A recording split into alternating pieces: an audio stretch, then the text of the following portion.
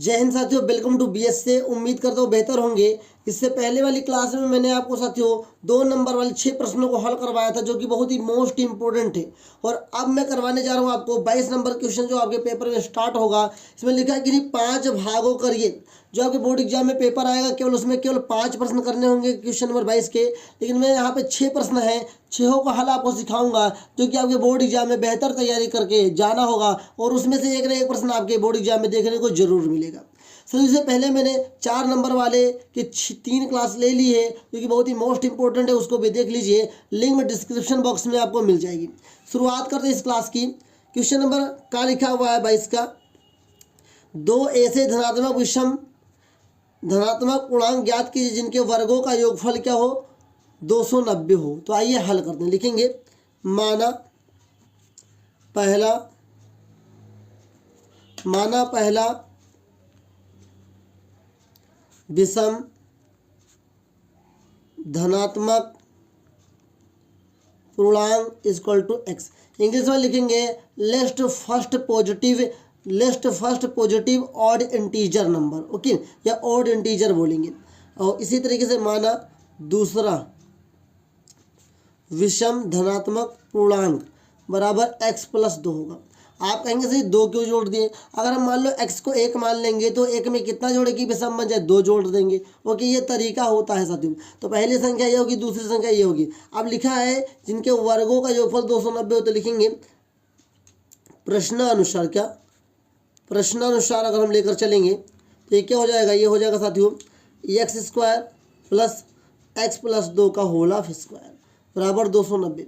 ये साथियों सवाल में देखे रखा। अब हम इसको हल करेंगे। ओके, जब हल करेंगे तो एक्स का स्क्वायर एक्स स्क्वायर होगा, प्लस इसमें ए प्लस बी का होल ऑफ स्क्वायर से चलेंगे तो ए स्क्वायर एक्स का स्क्वायर 2 का स्क्वायर 4 होगा, प्लस 2ab 2 गुणे एक्स बराबर 290। ओके, यहाँ पर इस x और इस x को हम जोड़ भी सकते हैं, तो हो जाएगा यहाँ पर साथियों 2x स्क्वायर हो जाएगा, प्लस में यहाँ पर 4 हो जाएगा, प्लस में 2 दूनी 4x हो जाएगा, और इस प्लस को इधर ले आए तो माइनस 290 हो जाएगा, बराबर में 0 हो जाएगा।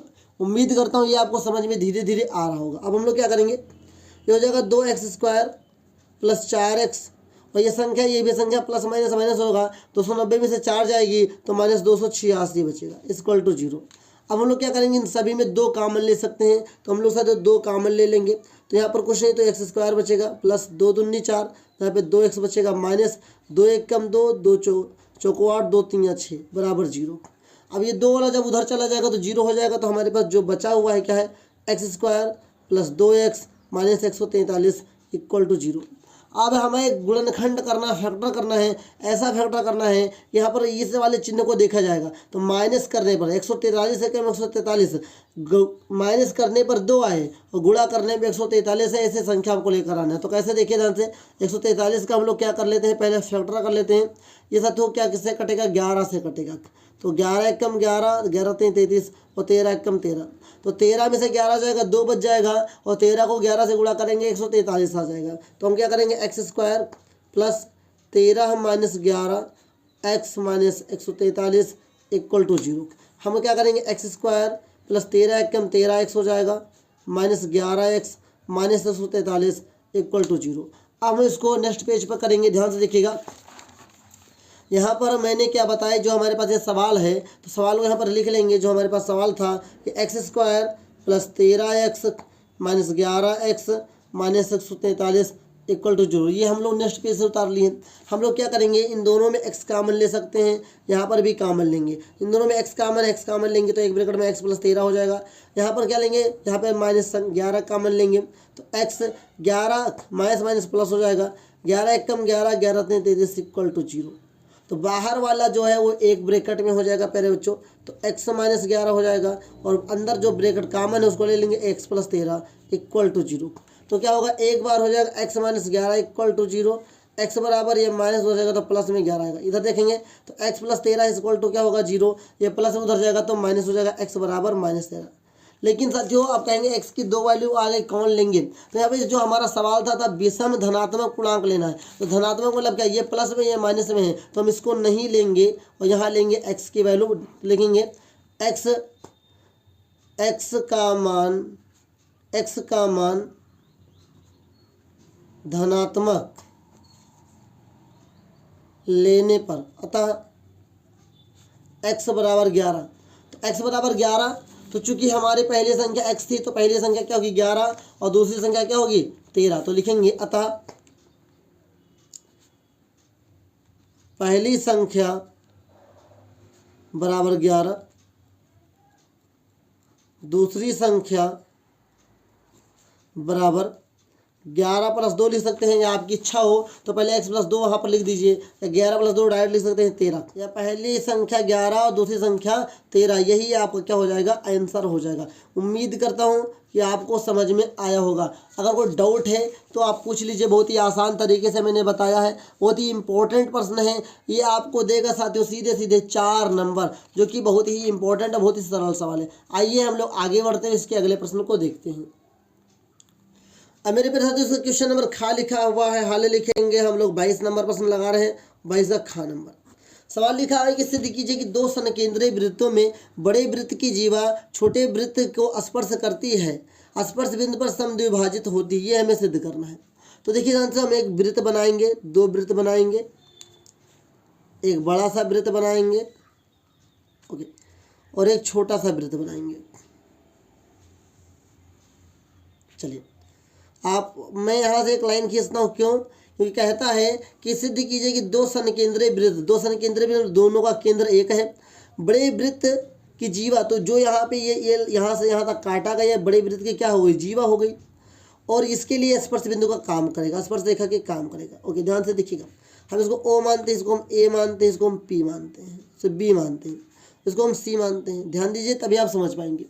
और हम क्या करते हैं, इसको यहाँ से अगर मिला दें, इसको यहाँ से अगर मिला दें, ध्यान से देखिएगा, तो यहाँ पे लिख देंगे रचना में ओ केंद्र वाले दो संकेंद्रीय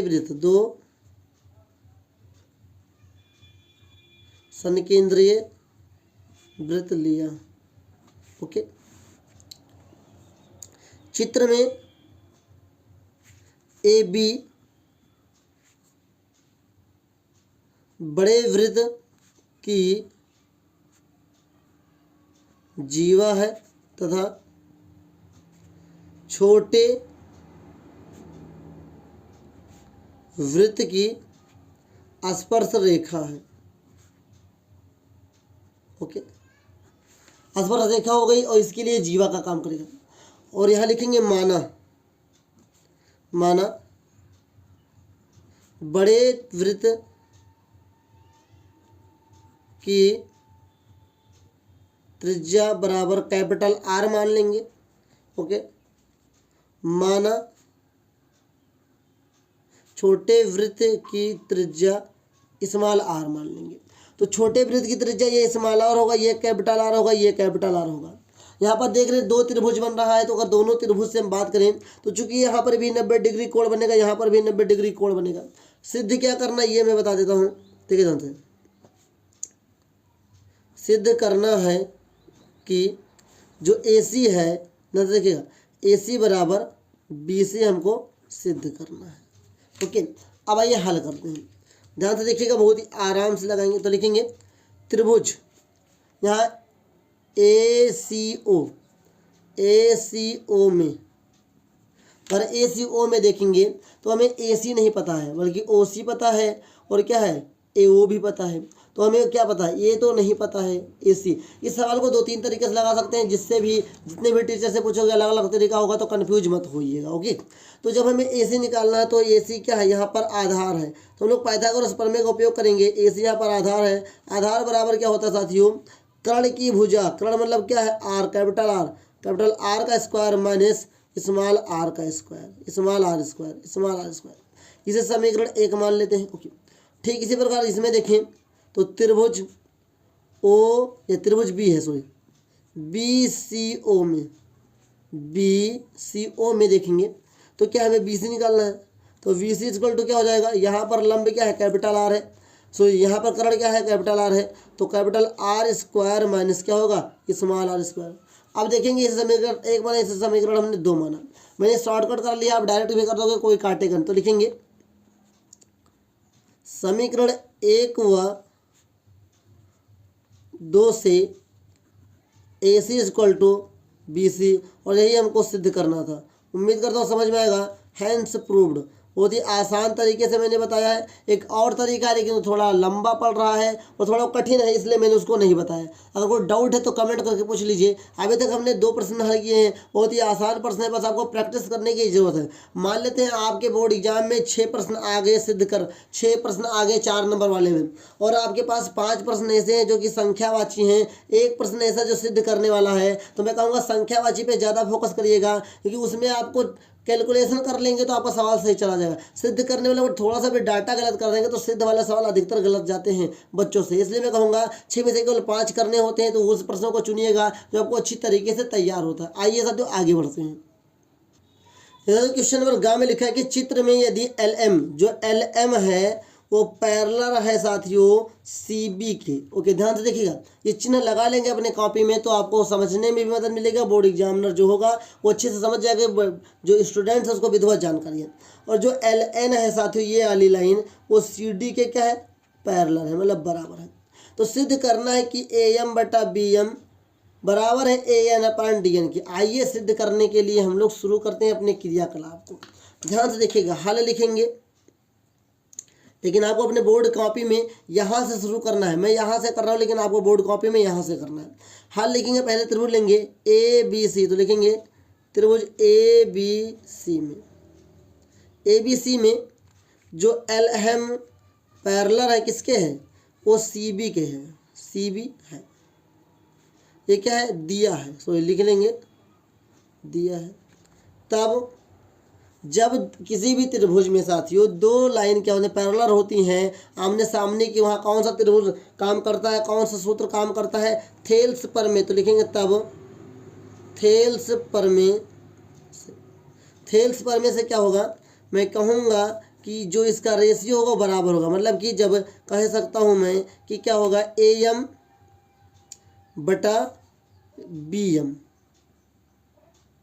बराबर होगा AL/CL के।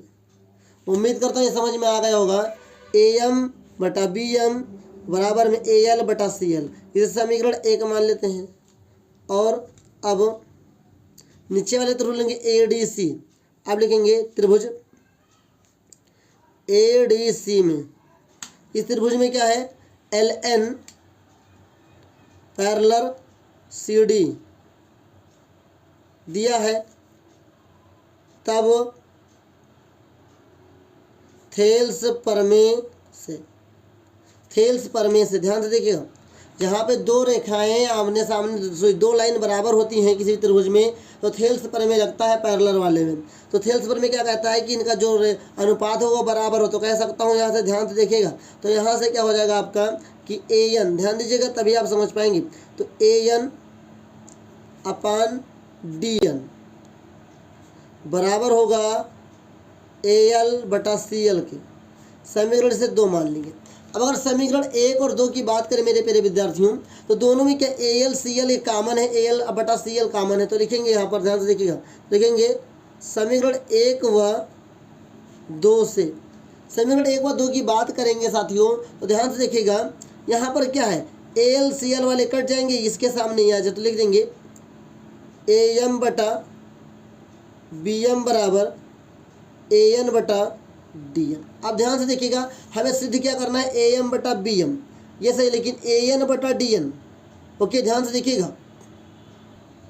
तो साथियों हमारे जो पूछा था, सिद्ध जो करना था, AM/BM बराबर AN/DN, जो हमारे पास ये आ चुका है। मान लो ये सवाल ये न पूछ लेता साथियों, कभी कभी ये सवाल दूसरे तरीके से पूछा जा सकता है कि AM/AB बराबर सिद्ध कीजिए AN/AD। जब इस तरीके से सवाल आ जाता तो इसके आगे 2 स्टेप बढ़ जाते हैं।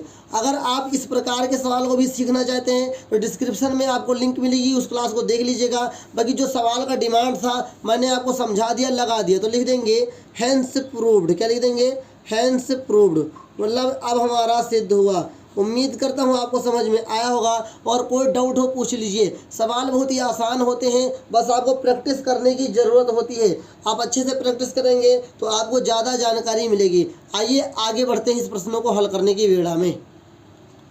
अब साथियों हम क्वेश्चन नंबर घा को लगाते हैं। लिखा हुआ है द्विघात बहुपद, ध्यान दीजिए हाल लिखेंगे। 22 नंबर का हम घा नंबर लगाने जा रहे हैं। लिखा द्विघात बहुपद x² + 7x + 10 के शून्यांक ज्ञात कीजिए, मतलब अल्फा और बीटा का मान ज्ञात कीजिए, और शून्यांकों तथा गुणांकों के बीच के संबंध की सत्यता की जांच कीजिए।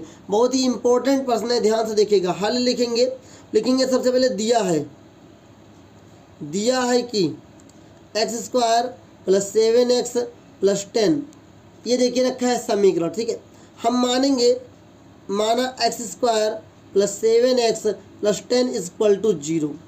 अब हम लोग क्या इसका फैक्टर करेंगे। फैक्टर आप लोग जानते होंगे कैसे करना है। ये क्या 10 केवल लिखना था साथियों। इस लास्ट वाले को यहाँ से गुणा करेंगे, 10 एक कम 10 होगा। अब प्लस लगा तो जोड़ने पर 7 है, गुणा करने पर 10 आए। तो साथियों जब हम 10 को तोड़ेंगे साथियों तो कह सकता हूँ कि 5 × 2 होगा। 7 को तोड़ूंगा तो 5 + 2 आएगा। देखिए संख्याएं वही है, लेकिन दोनों का आंसर अलग अलग आएगा। जोड़ने पर 7 आएगा, गुणा करने पर 10 आएगा। तो क्या होगा साथियों 5 + 2, तो x² + 5 + 2 ब्रैकेट में x + 10 = 0। ओके, तो ध्यान दीजिएगा x² + 5 × 5x हो जाएगा साथियों, प्लस 2 × 2x + 10 = 0। अब हम यहाँ से दो संख्याओं का जोड़ा बना लेंगे। अब यहाँ पर क्या कॉमन है, x कॉमन है, तो ब्रैकेट में लिख लेंगे x + 5 हो जाएगा। यहाँ पर से 2 कॉमन लेंगे, x + 2 × 5 = 10 हो जाएगा, = 0 हो जाएगा। यहाँ पर हम क्या करेंगे, ब्रैकेट में x + 2 हो जाएगा, एक ब्रैकेट में बाहर वाला, एक ब्रैकेट में x + 5 हो जाएगा, = 0 हो जाएगा। अब ध्यान दीजिएगा ये हम लोग क्या करेंगे, एक बार x + 2 = 0 लेंगे, और एक तरफ क्या लेंगे x + 5 = 0। अब ये प्लस हो जाएगा तो माइनस का हो जाएगा प्यारे बच्चों, तो हो जाएगा x = -2, इधर हो जाएगा साथ x = -5। पहले वाले को अल्फा कहते हैं, दूसरे वाले को बीटा कहते हैं। तो हमारे पास अल्फा का मान -2 आ गया, बीटा का मान -5 आ गया। तो लिखेंगे अतः शून्यांक, क्या लिखेंगे, अतः शून्यांक अल्फा कामा बीटा = -2 कामा -5 है। उम्मीद करता हूँ आपको समझ में जरूर आया होगा। लेकिन यार इतना कर क्या होगा तो एग्जामिनर के मन में होगा तो आधे से ज़्यादा नंबर काट लेगा, क्योंकि ये तो हमने शून्यांक ज्ञात करा। और क्या करना है, सत्यता की जांच भी करना है। तो सत्यता की जांच 2 तरीके से होता है, एक योगफल के माध्यम से होता है, और एक क्या होता है, गुणनफल के माध्यम से होता है। लिखेंगे सत्यता की जाँच, जिसे हम लोग वेरीफाई कहते हैं। क्या कहते हैं, सत्यता की जाँच। सबसे पहले हम करेंगे योगफल, क्या, योगफल की जांच। तो यहाँ पर सूत्र होता है अल्फा + बीटा = -b/a। अब ध्यान से देखिएगा, हमारे पास जो समीकरण है, अगर यहाँ से हम देखना चाहें तो a बराबर क्या होगा, 1 होगा, b बराबर क्या होगा, 7 होगा, और c बराबर क्या होगा, 10 होगा। पहले वाले को a बोलते हैं, दूसरे वाले को b बोलते हैं, तीसरे वाले को c बोलते हैं। तो यहाँ से अगर b का मान ले तो -7 आएगा, c का मान लेंगे तो 10 आएगा। तो अल्फा का मान कितना है साथियों, अल्फा का मान हमारा साथियों -2 निकला है, बीटा का मान साथियों -5 निकला है। तो क्या रखेंगे, अल्फा का मान साथियों -2 और यहाँ -5 हो जाएगा। बराबर में b का मान हमारे पास क्या साथियों, -7 हो जाएगा, क्योंकि माइनस ऑलरेडी लगा हुआ है यहाँ पर। a का मान यहाँ पे 1, तो माइनस माइनस क्या होगा, प्लस हो जाएगा, -7 बराबर -7। तो क्या लिखेंगे, LHS बराबर RHS है, हैंस वेरीफाई, क्या, हैंस वेरीफाई, मतलब ये सिद्ध हो गया, ये सत्य की जांच हो गई। अगला दूसरा जांच जो होता है गुणनफल की जांच। क्या होता है, गुणनफल की जांच। गुणनफल की जांच बोले तो अल्फा गुणे बीटा = c/a, ये सूत्र होता है, सूत्र याद कर लीजिएगा। अब देखिए अल्फा का मान -2 है, बीटा का मान -5 है, तो हम क्या लिखेंगे, -2 × -5 लिखेंगे। c का मान हमारे पास 10 है, और a का मान साथियों हमारे पास 1 है, तो हम क्या रखेंगे, c/1 रखेंगे, मतलब सॉरी 10/1 रखेंगे। अब माइनस माइनस प्लस होगा, और 5 दूनी 10 बराबर क्या आएगा, 10 को 1 से भाग करेंगे 10 आएगा। तो हम लिख सकते हैं LHS बराबर RHS, हैंस वेरीफाई, क्या, हैंस वेरीफाई। जब आप इतना करोगे ना तभी आपका नंबर बेहतर आएगा। उम्मीद करता हूँ कि आपको समझ में ज़रूर आ गया होगा कि इस प्रश्न को कैसे लगाना है। ये प्रश्न 4 नंबर का, यहाँ तक करोगे तो 2 नंबर दे देगा, 3 नंबर भी दे सकता है एग्जामिनर, हो सकता है तो 3.5 दे दे, वरना 2 ही दे दे। लेकिन साथियों पूरा करोगे तो 4 नंबर मिलेगा। कितना आसान प्रश्न है। उम्मीद करता हूँ ये प्रश्न भी आपको समझ में आया होगा। आइए हम लोग इसके अगले प्रश्न की ओर चलते हैं। अब साथियों देखिए क्वेश्चन नंबर अंगा लगाएंगे 22 का अंगा नंबर देखा, निम्नलिखित बारंबारता सारणी से माध्यक ज्ञात कीजिए। हमें माध्यक ज्ञात करना, तो माध्यक निकालने के लिए सबसे पहले जो यहाँ पर वर्ग अंतराल है, यहाँ पर वर्ग अंतराल वगैरह हम बना लेंगे साथियों, बहुत ही अच्छे तरीके से बनाएंगे। तो सबसे पहले हम लिखेंगे यहाँ पर वर्ग अंतराल, क्या है वर्ग अंतराल। ओके, वर्ग अंतराल के बाद साथियों यहाँ पे नीचे आ जाएंगे और इसके बाद निकालेंगे बारंबारता। क्या निकालेंगे? बारंबारता। और जब हमको निकालना होता है प्यारे बच्चों माध्यक, तो हमें संचयी बारंबारता की भी ज़रूरत पड़ती है। तो यहाँ लिख लेंगे साथियों संचयी बारंबारता। ओके, संचयी बारंबारता। अब वर्ग अंतराल देके रखा है 0 से 10 देके रखा है, 10 से 20 देके रखा है साथियों, 20 से 30 देके रखा है, 30 से 40 देके रखा है, 40 से 50 देके रखा है। बारंबारता कितना देके रखा है? 2 देके रखा है, 4 देके रखा है, 7 देके रखा है, 3 देके रखा है, 2 दे रखा है। अब ये संचयी बारंबारता कैसे निकालते हैं? जो सबसे पहले 2 लिखा है उसको ऐसे लिख देंगे, या कुछ भी लिखा होगा आपके क्वेश्चन में उसको वैसे लिख देंगे और फटाफट जोड़ते जाएंगे। तो 4 2 6 हो जाएगा, 7 6 13 हो जाएगा, तो 13 3 16 हो जाएगा, 16 2 18 हो जाएगा। तो मेरे प्यारे बच्चों लास्ट वाला ये क्या होता है? यन का मान होता है। ध्यान दीजिएगा, अब मैं आपको बहुत अच्छी तरीके से समझाने जा रहा हूँ, ध्यान समझिएगा। अब अगर हम बात करेंगे, इसको कहते हैं यन का मान। क्या कहते हैं? यन का मान। तो लिखेंगे प्रश्न से, क्या प्रश्न से n बराबर 18, तो यन अपान, इसलिए n अपान 2 बराबर 18/2 हो जाएगा। 2 1 2, 2 9 18, तो n/2 कितना आएगा? 9 आएगा। n/2 9 जो आया है, अब हम लोग इसमें खोजेंगे। तो जो साथियों ये है, ये 6 से ज़्यादा है, तो 9 6 से छोटा, तो 9 ये आपका n/2 6 में लेंगे नहीं, और हम 6 से ज़्यादा लेंगे, मतलब ये 9 से ज़्यादा होना चाहिए, 9 के आसपास, तो 13 वाला ले, क्या लेंगे? 13 वाला लेंगे। ओके, ध्यान दीजिएगा, इससे छोटा नहीं ले सकते, इससे ज़्यादा लेंगे। तो हम लोग क्या करेंगे, ये 13 जो है, ये 13 इसको पूरे को हम लाख कर देंगे। ध्यान दीजिएगा, तभी आप समझ पाएंगे। मैंने ऐसा किया कि आप धीरे धीरे समझेंगे। तो जब ये n/2 निकाल लेंगे 9 आएगा। इसमें संचय बारंबारता में हम लोग देखेंगे कि 9 से बड़ी वैल्यू उसके पास की कौन सी है, जो होगा उसके पूरे लाइन को हम अलग कर लेंगे। अब देखिए ध्यान से, यहाँ से हम क्या निकालेंगे, तो जो ये होता है ये यफ का काम करता है, तो यफ बराबर क्या हो जाएगा? 7 हो जाएगा। जो ये होता है साथियों यहाँ पर ये होता है, जो छोटी वाली मान होती है इसी गोले में, इसी सर्कल में, इसी लाइन में, तो क्या होता है? ये एल का मान होता है, एल बराबर 20 हो जाएगा। इसके बीच का जो अंतर होता है वो एच का मान होता है, तो एच का मान साथियों 10 हो जाएगा। ओके, और जो आपका ये आता है इसके ऊपर जो होता है ये होता है सी एफ, मतलब संचयी बारंबारता का नाम मान, तो सी एफ बराबर साथियों 6 आ जाएगा। अब ये हो गया हमारा जो मटेरियल तैयार करना था, मटेरियल तैयार कर लिया। अब हमें माध्यक निकालना है। क्या निकालना है? माध्यक। माध्यक को मीडियन बोलते हैं, इंग्लिश वाले याद कर लो। माध्यक निकालना है, माध्यक को मीडियन बोलते हैं इंग्लिश में। माध्यक बराबर सूत्र होता है L प्लस ब्रैकेट में n/2 माइनस CF। ध्यान दीजिएगा, तभी आप समझ पाएंगे। अपान n/2 माइनस CF होता है क्या? तो CF अपान F गुणे H, ये सूत्र याद कर लो। तो L का मान हमारे पास साथियों 20 है, प्लस n/2 का मान साथियों 9 है, माइनस CF का मान 6 है, और यहाँ नीचे F का मान 7 है, गुणे H का मान 10 है। ओके, अब देखिए ध्यान से, 20 हो जाएगा, प्लस लगाएंगे, 9 में से 6 जाएगा, 3 बचेगा, नीचे 7 हो जाएगा, गुणे ये 10 हो जाएगा। ओके, ध्यान से देखिएगा, हम लोग क्या करेंगे, 20 लिखेंगे, प्लस ये क्या हो जाएगा, 30 हो जाएगा, 30 प्लस 7। अब हम लोग क्या करेंगे, 30 को 7 से भाग कर लेंगे और उसके बाद हम लोग अपने आंसर को लिखना प्रारंभ करेंगे। तो ध्यान से देखिए, तभी आप धीरे धीरे समझ पाएंगे। ओके, तो मैं यहाँ पर साथियों 7 से 30 को भाग दे रहा हूँ, ध्यानपूर्वक आप लोग देख लीजिए। तो 7 चौक 28 हो जाएगा, 2 बचेगा, पूर्ण लगाएंगे, 0 हो जाएगा। 7 दूनी 14 होगा, 6 बचेगा, पूर्ण लगाएंगे, 0 होगा। ये 6 7 42 6 7 दूनी 14, 6 बचेगा, 7 7 49, 7 8 56 हो जाएगा। तो 7 और 8 56 लगाएंगे, 4 बचेगा।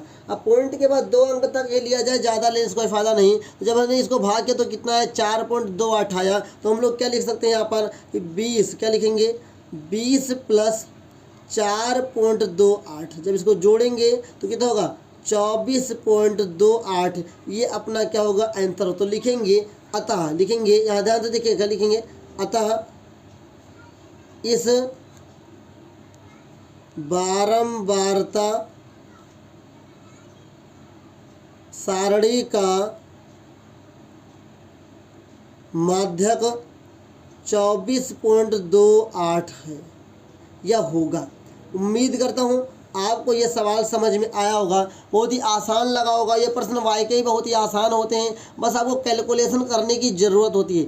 एक बार देख लीजिए कितनी आसान तरीके से मैंने इसको लगाया है। जो डाउट हो पूछ लीजिए। बहुत ही अच्छा प्रश्न है, बहुत ही वायरल प्रश्न है।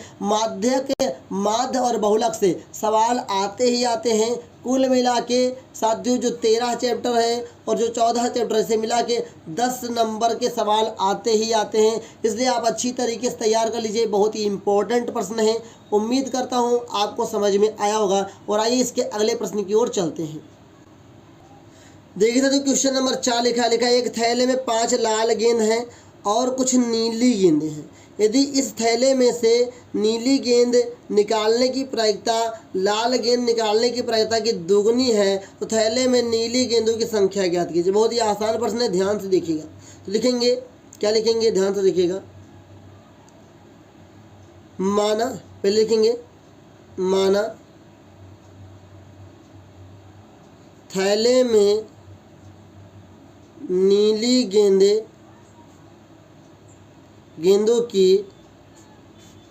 गेंदों की संख्या बराबर x। ये x हमने मान लिया। दिया है लाल गेंदों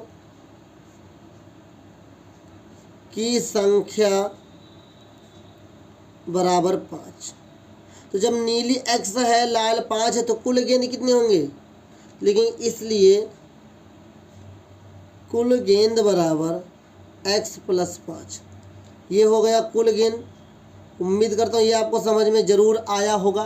कुल गेंद x प्लस 5 है। अब सवाल ये पूछ रहा है, आपको कह रहा है कि यदि इस थैले में से नीली गेंद निकालने की प्रायिकता जो है, नीली गेंद निकालने की जो प्रायिकता है साथियों, वो लाल गेंद निकालने की प्रायिकता के दुगनी है। ये सवाल अधिकतर बच्चे नहीं जान पाते हैं। तो देखिए बराबर है तो लिखेंगे, तो प्रश्नानुसार इसको हल करेंगे। प्रश्नानुसार प्रश्न तो कैसे हल करेंगे कि जो नीली गेंद निकालने की प्रायिकता है, लाल गेंद निकालने की प्रायिकता की दुगनी है। अब नीली गेंद निकालने की प्रायिकता दुगनी है किसके, लाल गेंद निकालने की प्रायिकता के बराबर। तो लिखेंगे 2 गुणे, ध्यान से देखिएगा, धीरे धीरे समझिए। पहले निकालेंगे प्रश्नानुसार, लाल गेंद P, प्रायिकता लाल गेंद बराबर क्या होगा, ऊपर क्या होता है साथियों, गेंदों की संख्या। लिखेंगे लाल गेंद की संख्या बटे कुल गेंद। ओके, तो लाल गेंद कितने हैं साथियों, 5 हैं। और मेरे प्यारे बच्चों कुल गेंद कितने हैं, x प्लस 5 है। ओके, उसके बाद प्रायिकता निकालेंगे। प्रायिकता नीली गेंद, तो नीली गेंद की संख्या बटे कुल गेंद। तो मेरे प्यारे बच्चों नीली गेंद कितना है, हमने x माना है तो हम यहाँ पर x मान लेंगे। कुल गेंद कितने हैं, x प्लस 5 है। अब ये हमारा क्या बन गया, समीकरण से 1 मान सकते हैं, समीकरण से 2 मान सकते हैं। अब सवाल ये कह रहा साथियों कि जो आपने निकाला है प्रायिकता, तो नीली गेंद निकालने की जो प्रायिकता है वो लाल गेंद निकालने की प्रायिकता की दुगनी है। आइए अब हल करते हैं, ध्यान से देखिएगा। अब हम लोग इसको हल करेंगे, ध्यान से देखिएगा यहाँ पर। तो लिखेंगे, क्यों 2 लगेगा मैं यहाँ पर बता दे रहा हूँ। सवाल ये पूछा गया है कि जो नीले गेंद की जो प्रायिकता होगी लाल गेंद निकालने की दुगनी होगी। मतलब जो नीले गेंद होंगे, नीले गेंद निकालने की जो प्रायिकता होगी लाल गेंद की दुगनी होगी। तो दुगनी यहाँ पर होना चाहिए, मुझसे गलती, इसको सुधार लीजिए अपनी कॉपी में। तो 2 यहाँ नहीं लिखेंगे, x/x+5 हो जाएगा और यहाँ पे 2 गुणे ब्रैकेट में क्या हो जाएगा 5/x+5। ओके, ये क्या हो जाएगा 5 हो जाएगा। प्यारे बच्चों इसको मैं सही तरीके से कर ले रहा हूँ। क्या हो जाएगा x/x+5 हो जाएगा, बराबर में 2 ब्रैकेट में 5/x+5। क्यों? क्योंकि नीली गेंद निकालने की प्रायिकता हमारी कितनी आ गई है साथियों, x/x+5 आ गई है। और लाल गेंद निकालने की प्रायिकता क्या आ गई है, 5/x+5 आ गई। अब इसको हम लोग ब्रैकेट को ओपन करेंगे साथियों, तो क्या आ जाएगा x/x+5 आ जाएगा। आप थोड़ा शुद्धता से लगाइएगा, जो मुझसे कटिंग हुई है वो कटिंग अपने कॉपी में मत करिएगा। ओके, बराबर में क्या होगा 5 दूनी 10/x+5 हो जाएगा। हम इसको काट सकते हैं बराबर में, तो हमारा क्या है x बराबर कितना आ गया 10। जो हमें x की वैल्यू हमने क्या माना था, x हमने माना क्या था, x हमने माना था साथियों नीले गेंदों की संख्या। तो लिखेंगे साथियों अतः, ध्यान से देखिएगा, लिखेंगे अतः नीले गेंदों की संख्या 10 होगी। ओके, उम्मीद करता हूँ आपको समझ में आया होगा। फिर कोई डाउट होगा तो आप अच्छी तरीके से पूछ लेंगे। देखिए क्वेश्चन नंबर जो हमारा 22 का चाह था, इतना मैंने यहाँ पर हल किया है। देन इसके बाद मैंने इसको यहाँ पर हल किया है। जो मुझसे इतनी गलती हो गई आप अपनी कॉपी में मत करिएगा, स्वच्छता का ध्यान रखिएगा, बोर्ड एग्जाम में अच्छे से लगाइएगा। और जो भी पूछना हो सवाल कमेंट करके आप पूछ सकते हैं। बाकी साथियों बहुत ही अच्छी वीडियो बनी हुई है, कमेंट में आप भी बता सकते हैं। वीडियो अच्छी लगी तो लाइक कर दीजिए। ये थे 4 नंबर वाले 6 प्रश्न, लेकिन आपको बोर्ड एग्जाम में केवल 5 ही प्रश्न को सही तरीके से लगाना है, बाकी 1 प्रश्न नहीं लगाना है। पहले से ही 5 प्रश्नों का चुनाव कर लेंगे, जो आपको अच्छी तरीके से आ रहा होगा उसे लगाएंगे। और क्योंकि ज़्यादा मेहनत करने से क्या फ़ायदा, जब नंबर हमें 5 के मिलेंगे तो 6 हम क्यों लगाएंगे। मैं 6 इसलिए लगवा रहा हूँ, अगर मान लो जो मैं छोड़ दूँ उसी में से प्रश्न आपके बोर्ड एग्जाम में आ जाए तो आप कहेंगे सर जी आप तो क्वेश्चन छोड़ दिए थे, तो गलती मेरी हो जाएगी। इसलिए मैं गलती नहीं करना चाहता हूँ। आप भी 6 प्रश्नों का प्रैक्टिस करके जाइएगा, लेकिन अपने कॉपी और अपने पेपर करते समय अपने एग्जाम में केवल 5 प्रश्नों को ही हल करिएगा। उम्मीद करता हूँ जो मैंने आपको समझाया है, जो मैंने आपको बताया है, इतने अच्छे तरीके से सारे प्रश्न मैंने लगवाए हैं, वो आपको समझ में आया होगा। जो भी डाउट होगा कमेंट करके आप पूछ भी सकते हैं। बाकी साथियों मिलेंगे नेक्स्ट क्लास में, जहाँ पे मैं साथियों 6 नंबर के प्रश्नों को हल करवाऊंगा। बहुत ही क्लास हो चुकी हैं, अभी 4 नंबर वाली साथियों 4 क्लास हो चुकी हैं। सभी प्रश्नों को देख लीजिए, अच्छी तरीके से तैयारी कर लीजिए। 1 मार्च से पहले इतने क्लास में दे दूंगा। अगर सभी क्लासों को आप लोग देख लेंगे तो आपकी मैथ की बेहतर तैयारी हो जाएगी। चलिए मिलेंगे नेक्स्ट क्लास में, तब तक के लिए जय हिंद, वंदे मातरम साथियों।